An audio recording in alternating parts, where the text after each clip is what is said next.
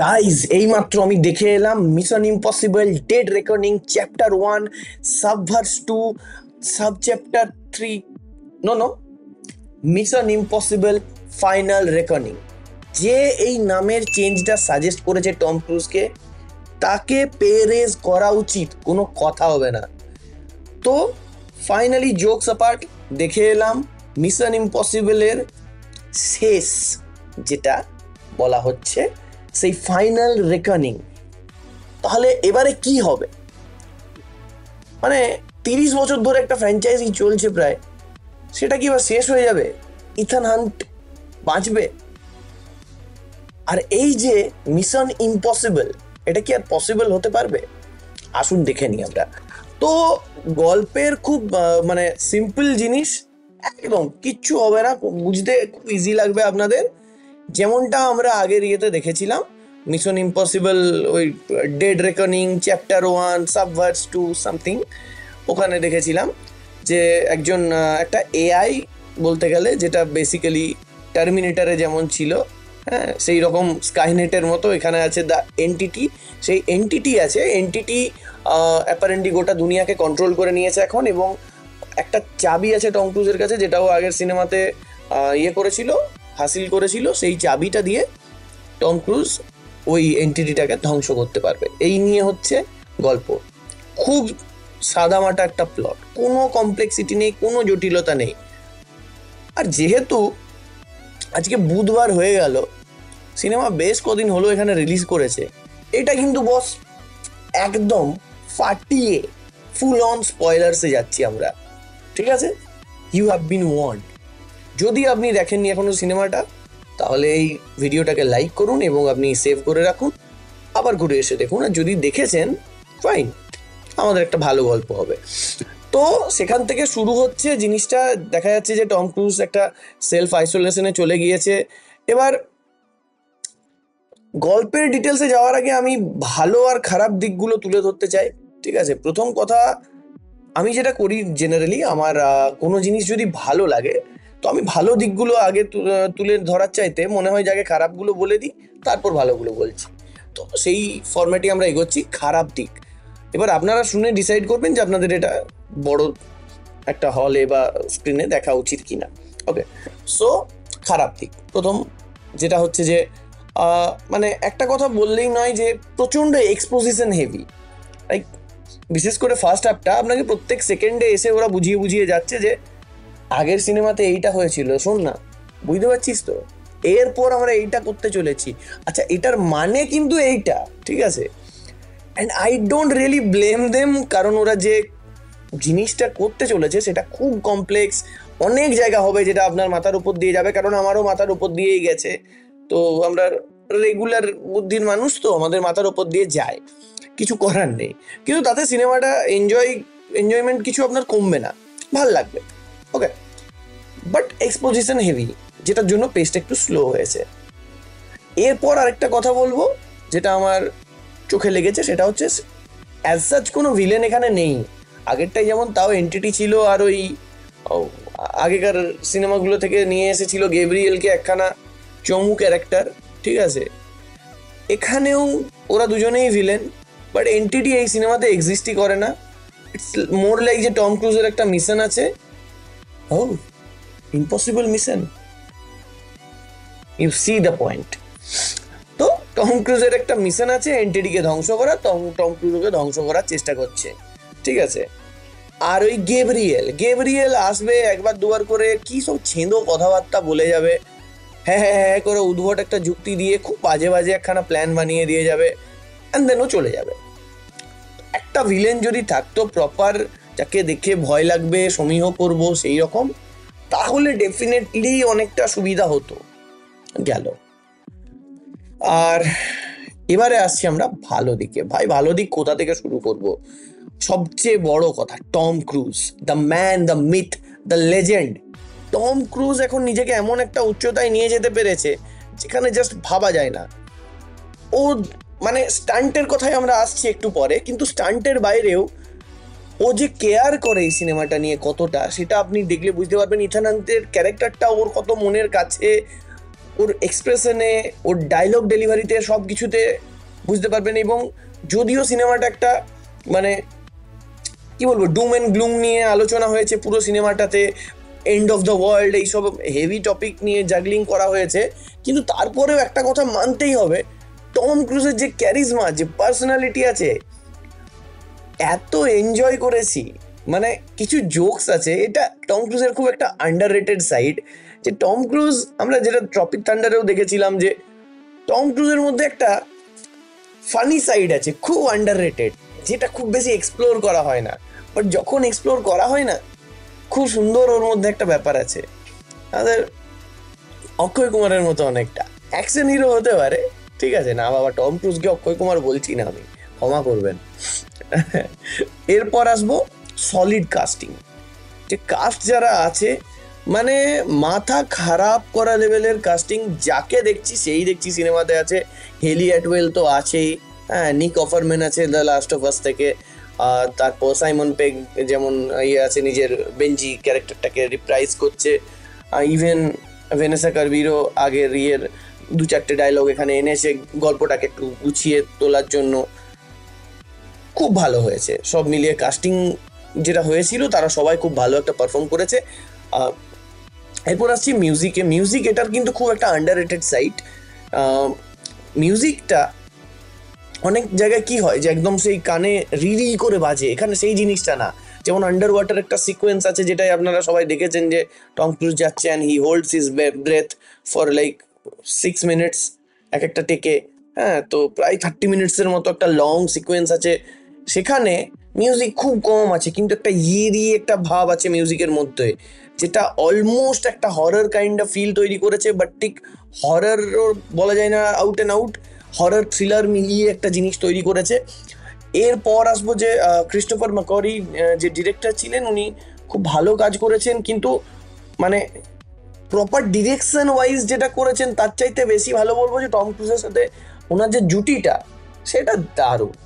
Just ওনাদের দুজনের জুটিতে একটা এত সুন্দর দিক উঠে আসে, জাস্ট কোনো কথা হবে না। এরপর আসবে স্টান্ট, অবভিয়াসলি অ্যাকশন। আমি দেখছিলাম আগের দিনই অক্ষয় কুমারের একটা ইন্টারভিউ, অক্ষয় কুমার যেখানে বলছে যে টম ক্রুজ যেগুলো করছে এগুলো আমরাও করতে পারি, জাস্ট আমাদের অতটা বাজেট নেই। ওরা এক একটা সিকোয়েন্সে যা খরচা করে, সেটা মানে আমাদের একটা সিনেমা বানানো হয়ে যাবে। এবার আমি এখানে একটাই কথা বলবো যে হ্যাঁ ফাইন, ঠিক কথা, কিন্তু দুটো জিনিস পার্সপেক্টিভ দিয়ে একটু ভাবতে হবে। এক হচ্ছে, অতটা বাজেট দিতে গেলে না একটা ডেডিকেশন লাগে, যেটা আমাদের ইন্ডাস্ট্রিতে প্রায় কারণ নেই, ঠিক আছে, সেই অর্থে নেই, জাস্ট নেই। একটা লোক ওরকম 60 বছর বয়সেও যে যে জিনিসগুলো করে দেখাচ্ছে টম ক্রুজ, সেই জিনিসটা জাস্ট নেই, পাতি কথা। এরপরেও সেকেন্ড যেটা যুক্তি আমার, সেটা হচ্ছে যে এই বাজেটটা আসে কোথা থেকে। সিক্রেট गेम्स में বলেছিল সৈফ আলী খানকে, ये कचरा आता कहाँ से है, तो ये बजट आता कहाँ से है। এই বাজেটটা আসে কারণ ওই জিনিসটা থেকে ওরা একটা ভালো কোয়ালিটির প্রোডাক্ট দেয়, যেটা দেখে আমরা ইন্সপায়ার্ড হই, যেটা আমাদের বারবার দেখতে যেতে ইচ্ছে করে। আমরা আইম্যাক্সে যেয়ে দেখি, ইভেন আইম্যাক্সে না পারলে যত বড় সম্ভব স্ক্রিনে দেখার চেষ্টা করি।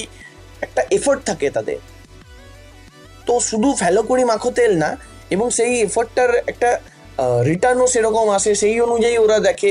ওই বাজেটটা ওদের ক্রিয়েট করতে হয়েছে, আকাশ থেকে তো এসে কেউ টাকা দিয়ে যায়নি, নিজেদের রেপুটেশন ওরা ক্রিয়েট করেছে। আমরা সেখানে কি দেখলাম, আমাদের যে রিসেন্ট একটা টিজার বেরিয়েছে, আপনারা সবাই এই মুহূর্তে আলোচনা করছেন, সেটা হচ্ছে ওয়ার 2 এর। আকাশ পাহাড়ি আমাদের ওটা নিয়ে বসেছে, আপনারা ভিডিওটা উপরে লিঙ্ক আছে, দেখতে পাবেন। তো ওয়ার 2 এর যে টিজারটা, আপনারা বলুন দেখি জেনুইনলি একটুও কিছু লেগেছে? মানে ঋত্বিক রোশনের স্ক্রিন প্রেজেন্স খুব ভালো, এটার বাইরে আর কিছু বলতো, আর কিয়ারা আদবানিকে বিকিনিতে খুব ভালো লাগে, fine, I will give you that. এটার বাইরে আর কিছু? এই যে জুনিয়র এনটিআর এর মতো এত বড় একজন স্টারকে নিয়ে এসেছে, যে অ্যাকচুয়ালি ভালো হিন্দি বলতে পারে, তার কি হলো?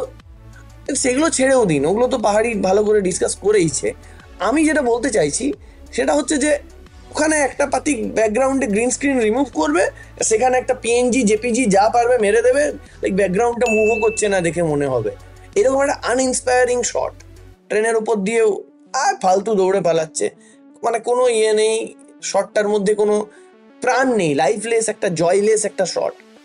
সেখানে টম ক্রুজ আইম্যাক্স ক্যামেরা নিয়ে জলের তলে চলে যাচ্ছে, যেখানে 30 সেকেন্ড দম আটকে রাখতে আমাদের 12টা বেজে যায়, ও সেখানে 6 মিনিটের একটা টেক দিচ্ছে, নিজেকে ফিজিক্যালি, মেন্টালি, স্পিরিচুয়ালি রেডি করছে, একটা হেলিকপ্টার ধরে ঝুলে যাচ্ছে, একটা ফাইটার জেট, পুরনো ফাইটার জেটও না, ওগুলো ওই যেগুলো ছিল আগেকার যুগে, সেগুলো ধরে ঝুলে যাচ্ছে, সেখানে একটা রীতিমতো অ্যাকশন সিকোয়েন্স করে দিচ্ছে, ক্যামেরা চাপিয়ে দিচ্ছে। এই যে অরিজিনালিটির পেছনে দৌড়নো, এই যে রিস্ক, এই জিনিসটা আমাদের বলিউডে কখন আসবে? আর এই জানি না, হয়তো কখনো কেউ চেষ্টা করবে, কিন্তু যদি বা কেউ কখনো চেষ্টাও করে, বিদ্যুৎ জামাল টাইপের কেউ, তারা বাদবাকি জিনিসগুলোতে এত খারাপ, অ্যাক্টিং থেকে শুরু করে, স্ক্রিপ্ট চয়েস থেকে শুরু করে, কি বলবো আর, মানে কিছু বলার থাকে না। তো এইরকম টাইপের আমাদের একটা জেনুইনলি একটা এরকম মেন্টালিটির দরকার আছে, যেখানে Tom Cruise the last of the stars বলা হয় টম ক্রুজকে, ঠিক আছে, শাহরুখ খানের আগে বলা হয়। তো টম ক্রুজ সত্যি যে মুভি স্টার ব্যাপারটা ছিল, সেই জিনিসটা টম ক্রুজের মধ্যে আছে, এবং ওনার প্রত্যেকটা প্রজেক্টে সেটা দেখতে পাই। সিনেমাটা ভালো হবে খারাপ হবে পরের কথা, ফাইনাল রেকনিং এর, মিশন ইম্পসিবলের যে আগেরটা ছিল ডেড রেকনিং, ওটাতে মানে যেহেতু বারবেন হাইমারের এগেনস্টে পড়েছিল, খুব বেশি ইনকাম হয়নি, ইনফ্যাক্ট বোধহয় সামান্য কিছু লসও হয়েছিল। কি করলো, হি ডাবল ডাউন অন ইট, আরো বেশি খরচা করে, আরো বেশি এফোর্ট দিয়ে একখানা বিরাট বড় 3 ঘন্টার একখানা ঝাঁ চকচকে সিনেমা বানালো। এবং এটাও যদি টাকা পয়সা না কামায়, ও থামবে না, ও আরো চেষ্টা করে যাবে। এই যে এফোর্টটা, এই যে পারসুটা, এই জিনিসটা দরকার আছে না। টম ক্রুজ অলরেডি টপ গানে আমরা দেখেছি 1.5 বিলিয়নের বেশি কামিয়েছে, যেটা আনবিলিভেবল একটা অ্যামাউন্ট, এবং এখন টপ গান 3 আসতে চলেছে। তো এইরকম একটা জিনিস আমাদেরও দরকার আছে। এর বাইরেও আমি মানে কিছু কয়েকটা জিনিস তারিফ করবো আরও, সেটা হচ্ছে যে অ্যাসপেক্ট রেশিওটা যেখানে চেঞ্জ হচ্ছে। একটা সিকোয়েন্স আছে যখন টম ক্রুজ ইয়েটা মানে সাবমেরিনের ইয়েটা খুলবে, যে নবটা ঘোরানোর মতো থাকে, ওটা খুলবে, আমাদের স্টিয়ারিং এর মতো দেখতে হয়, একবার ঘোরালো অ্যাসপেক্ট রেশিও এতটা বাড়লো, আরেকবার ঘোরালো অ্যান্ড অ্যাসপেক্ট রেশিওটা ফুল হয়ে গেল। আইম্যাক্সে যারা দেখেছেন তারাই এটা ফিল করবেন, পুরো স্ক্রিন জুড়ে চলে এলো, অ্যান্ড সঙ্গে সঙ্গে আমরা বুঝতে পারলাম যে ওকে, এইবারে ভালো কিছু হতে চলেছে, আমরা লাইক জাস্ট গুছিয়ে বসলাম আরো। তো এই হচ্ছে একটা ভাবনা চিন্তা, এইরকম করে জিনিসগুলো ভাবতে হবে, আমাদেরও করতে শিখতে হবে। এর কিছু মানে কোনো বিকল্প নেই। এই যে ডেডিকেশনটা, এই জিনিসটা বলিউডে মিসিং, কিন্তু হলিউড এটা বারবার করে দেখাতে পারে বলেই ওরা এতটা ইয়ে করে। হ্যাঁ, 300 মিলিয়ন 400 মিলিয়ন বাজেট থাকলে অনেক কিছুই করা যায়, বাট দেন 300 মিলিয়ন 400 মিলিয়ন দিয়ে দিলেই যে তাতে বিরাট কিছু ভালো জিনিস হবে এমন গ্যারেন্টি নেই কোথাও।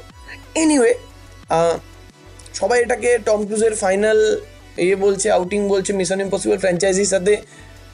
যদি আপনি সিনেমাটা দেখেন তাহলে আপনি অলরেডি জানেন যে that's probably not the case. মানে যেভাবে সিনেমাটা শেষ হবে, হ্যাঁ আমরা টিমের একজন মেম্বারকে হারাচ্ছি, লুথারকে, কিন্তু টম ক্রুজ বেঁচে আছে, অ্যান্ড বেনজি সামহাও, আমি ভাবলাম মারা গেছে, বাট বেঁচে আছে। আমি জেনুইনলি জানি না ওরা আর কিছু করবে কিনা। ডেফিনেটলি কয়েক বছর একটা লম্বা ব্রেক নেবেই, অ্যান্ড আই থিঙ্ক এটার যে কতটা কি বক্স অফিস রেজাল্টস আসছে সেটা একটা নির্ভর করবে যে সিনেমাটা আবার কোনো সিকুয়েল এটার কিছু বেরোয় কিনা। হেলি অ্যাটওয়েলের ক্যারেক্টারটা এখানে দারুণ ছিল, Grace, and she is a big star now এমসিইউতে, ক্যাপ্টেন কার্টার ওকে ওর রোলটাও করে। আই থিঙ্ক ওকে দিয়ে একটা, যেমন জন উইকে ব্যালেরিনা বের করেছে অ্যানা ডে আর্মাসকে নিয়ে, যেটা আসতে চলেছে সিনেমা, আমরা অবভিয়াসলি দেখতে যাব, কভার করার চেষ্টা করব। সেই টাইপের একটা কিছু সিকুয়েল প্রিকুয়েল কিছু একটা করতে পারে, যেটা টম ক্রুজ মেন্টর হিসাবে আসতে পারে, অথবা জাস্ট পাতি Tom Cruise, you never know, he is Tom Cruise, বলছে আমি 100 বছর বয়স অব্দি সিনেমা করবো, অ্যান্ড যে ধরনের খেপা লোক করে দিতেই পারে। তো এই যে একটা চান্স রয়েই যাচ্ছে, কিন্তু তারপরে আমি বলবো যদি কোনোদিন টম ক্রুজ ফিরে না আসে এই ফ্র্যাঞ্চাইজিতে, যদি এটাই আমাদের গুড বাই হয়, কি দারুণ একটা গুড বাই, কি অসাধারণ একটা গুড বাই। অ্যান্ড আমরা ভালোবাসি, আমরা কেয়ার করি, কারণ ওই এরোপ্লেনটাতে ওই সাবমেরিনে, ওই জলের নিচে ওখানগুলো টম ক্রুজ নিচে আছে একটা ক্যামেরা নিয়ে, নিজের লাইফটা ঝুঁকি দিয়ে। মানে ব্যক্তিটাকে আপনার পছন্দ হোক না হোক যাই হোক, এই এফোর্টটাকে আপনি কি করে ভালো না বেঁচে থাকতে পারবেন? একজন অভিনেতা হিসেবে যখন কেউ নিজের প্রাণের ঝুঁকি নেয় বারবার করে, এই লাইফস্টাইলটাকে কি করে কেউ হেট করতে পারে? তো কাজেই যদি এটাই গুড বাই হয়, এটা একটা এপিক গুড বাই হবে। এবং আমরা টম ক্রুজের ফ্যান, আমরা চিরকাল চাইবো যে আরো কিছু দেখতে পাই ভালো। পার্সোনালি আমি জেনুইনলি চাইবো যে কখনো মার্ভেলে যদি আসে কিছু, যেমন সুপিরিয়র আয়রন ম্যান নিয়ে একটা কথা উঠেছিল, সেই রকম কিছু যদি হয়, ফিঙ্গার্স ক্রস, দারুণ হবে। ট্রপিক থান্ডার 2 আসার কথা আছে। Can you imagine Robert Downey junior and Tom Cruise একটা সিনেমাতে? জাস্ট ভাবা যায় না। তো সেই রকম যদি এমসিইউতে কখনো আসে, Robert Downey junior, Tom Cruise, ওদিকে Ryan Reynolds, 3 of the biggest movie stars যদি এক জায়গায় হয়ে যায়, বক্স অফিস বোধহয় ভেঙে টেঙে যাবে। কাজেই একদিকে যেমন আমি চাই যে ইথান হান্টকে আবার যদি দেখতে পাই কখনো, সেই একটা ভালোবাসা রয়েই যাবে। কিন্তু আমার সঙ্গে আই আন্ডারস্ট্যান্ড যে ওনার 63 বছর বয়স হবে আর কয়েক দিনের মধ্যে, লিটারেলি। তো সেদিক দিয়ে এটাই বয়স হয়তো, মানে he can be an actor for ever. কিন্তু এই যে কাজগুলো করছে, হেলিকপ্টার ধরে, প্লেন ধরে ঝুলে যাওয়া, সমুদ্রের তলে চলে যাওয়া, এই জিনিসগুলো চিরকাল করা যাবে না, না? তো জেনুইনলি আমি খুশি হব যদি অন্য কোনো জায়গায় যে আরও কিছু নতুন এক্সপ্লোর করতে চায়। টপ গান 3 উড বি মার্ভেলাস। তো এই দিকেই নজর থাকবে আমাদের। আপনারাও কমেন্টসে জানান আপনাদের কেমন লাগলো mission impossible final reckoning, Ethan হান্টের শেষবার যে একটা মিশনে যাওয়া, সেইটা আপনারা কমেন্টসে জানাবেন। আমাদের লাইক করুন, সাবস্ক্রাইব করুন ফাইনালি বাঙালিকে, এভাবেই ভালোবাসা দিতে থাকবেন। আমরা আরও অনেক ধরনের সিনেমা নিয়ে আসতে চলেছি খুব জলদি। অনেক কিছু আমরা কভার করছি, আমরা ফাইনাল ডেস্টিনেশন কভার করেছি, আপনারা দেখেছেন, উপরে লিঙ্ক আছে। আরও অনেক কিছু নিয়ে আসবো আমরা। সুপারম্যান থাকবে, ফ্যান্টাস্টিক 4 থাকবে, সব কিছুই থাকবে। সঙ্গে আমাদের বলিউডের উপর নজর তো থাকবেই, ইভেন টলিউডের উপরেও আমাদের নজর থাকবে, যদি কোনোদিন বাই চান্স শান্তনু ফিরে এসে সিনেমা দেখে তাহলে। তো এইভাবেই আমাদের সাপোর্ট করতে থাকুন। আমি ফাইনালি বাঙালি তরফ থেকে আজকে ছিলাম সৌরভ।